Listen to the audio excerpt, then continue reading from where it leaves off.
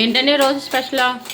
ఈరోజు స్పెషల్ చింతకూర, చింతాకు, గోదావరి రొయ్యలు కలిపి కర్రీ చేస్తున్నాను. చాలా అంటే చాలా బాగుంటుంది. సీజన్ స్టార్ట్ అయిన వెంబడే మనకి చింతకూర దొరికింది. అది హైదరాబాద్లో కాబట్టి దొరికింది. ఇక్కడ అన్నీ తొందరగా దొరుకుతాయి. అయితే చింతకూర 3 పచ్చిమిరపకాయలు,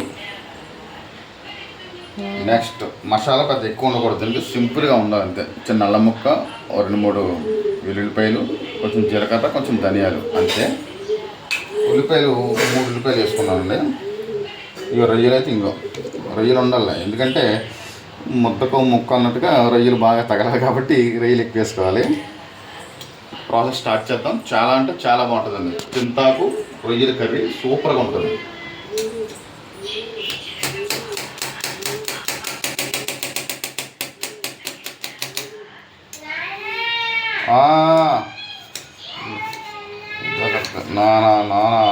కలవరించేస్తుంటాం.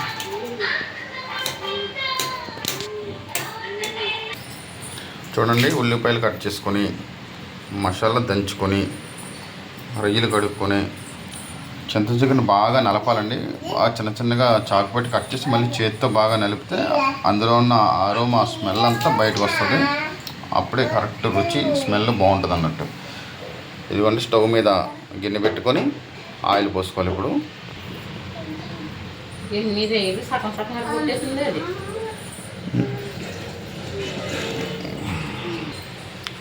ఓకే, నూనె బాగా వేడెక్కిందండి. కోసి పెట్టుకొని ఉల్లిపాయలు వేసుకోవాలి. చూడండి, ఉల్లిపాయ తొందరగా వేగాలంటే ఇలా కొంచెం సాల్ట్ వేసుకోవాలండి. సాల్ట్ వేసుకొని తొందరగా వేగుతాయి. చూడండి, పచ్చిరొయ్యల్లో ఆ రొయ్యి పై పెంకి తీసిన తర్వాత నరంలాగా నల్లగా ఒక జారు ఉంటుంది. ఇదిగో చూసారా, అది కానీ తీయకపోతే ఇసుకలాగా కరకరలాడుతుంది. మనకి చాలా ఇబ్బందిగా ఉంటుంది, చిరాకు వస్తుంది, తినలేము. మెయిన్ ఇదే, ఈ నరం కంపల్సరీ తీయాలి పచ్చిరొయ్యకి. చాలామంది తెచ్చేసుకొని వండేసుకుంటారు తప్ప దాన్ని దృష్టిలో పెట్టరు. చూడండి రొయ్యలు బాగా ఈ ఉల్లిపాయ బాగా వేగింది. చిన్న రొయ్యలు కాబట్టి ముందు వేపుకోవాలని అవసరం లేదు, ఇందులో వేస్తాను. తర్వాత వచ్చేసి పసుపు 1/2 స్పూన్ వేసుకోవాలండి. ఎందుకంటే రొయ్యలకి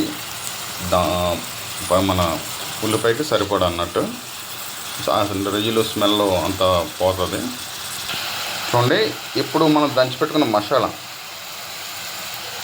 వేసుకొని ఒకసారి కలుపుకోవాలండి.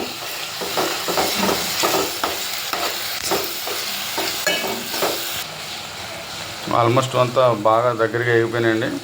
ఇప్పుడు కారం వేసుకోవాలి. మన ఇష్టం, మనం ఎంత కావాలో అంత వేసుకోవచ్చు. కారం, ఉప్పు అనేది మనం ఇంత లెక్క అని చెప్పనవసరం లేదు, ఎందుకంటే ఎవరు ఎక్కువ తింటారో ఎవరు తక్కువ తెలియదు కాబట్టి ఎవరికి నచ్చినంత వేసుకోవచ్చు. ఇప్పుడు ఒకసారి మూత తీసుకొని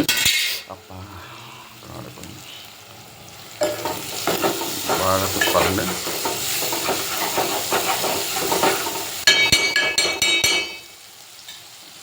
ఇప్పుడు మనం నీట్గా చేసి పెట్టుకొని చింతాకు వేసుకోవాలి.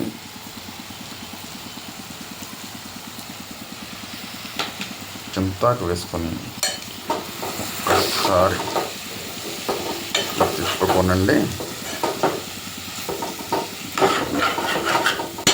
2 సెకండ్లు మూత పెట్టి 2 సెకండ్లు మూత పెట్టాలి. మూత వేద్దామండి. బాగా చిటపటలాడుతుంది కదా, ఇప్పుడు వాటర్ పోయాలి. వాటర్ పోసి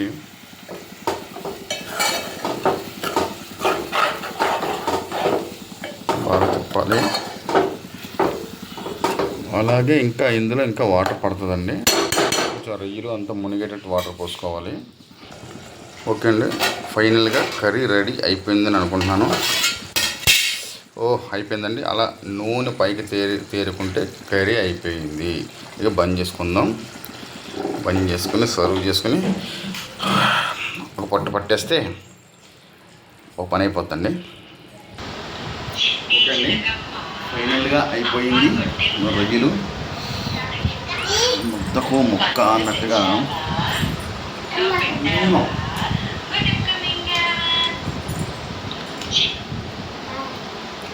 సూపర్ అంటే సూపర్ అండి. ఎవరు దేనికి రాదు. ఈ పులుపు అంటే చింతకాయ పులుపు వేరు, మామిడికాయ పులుపు వేరు. కానీ చింతాకు పులుపు అనేది అదో రకమైన ఫ్లేవర్. చిక్కు చాలా బాగుంటుంది, చాలా బాగుంటుంది. మీరు కూడా ట్రై చేయండి.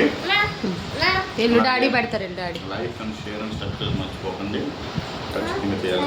ఆ సపోర్ట్ చేస్తే ఇంకా వెరైటీ కూరలు వండి పెడతాను. పెట్టండి, దానికి అని పెట్టండి. ఇంకా మా అమ్మాయి అయితే కక్క చూస్తే ఆగదు. వేడిగా ఉందేమో. వేడిగా ఉంది. చిన్నోడు బాగుందా? ఇలా చూడు, కర్రీ బాగుందా? సూపరా? సూపర్ బిడ్డ చెప్పు. చిన్న సూపర్. అమ్మో అమ్మో సూపర్ సూపర్ చెప్పు. సూపర్ సూపర్ సూపర్ చెప్పు. ఓకే అండి. సూపర్ అంట.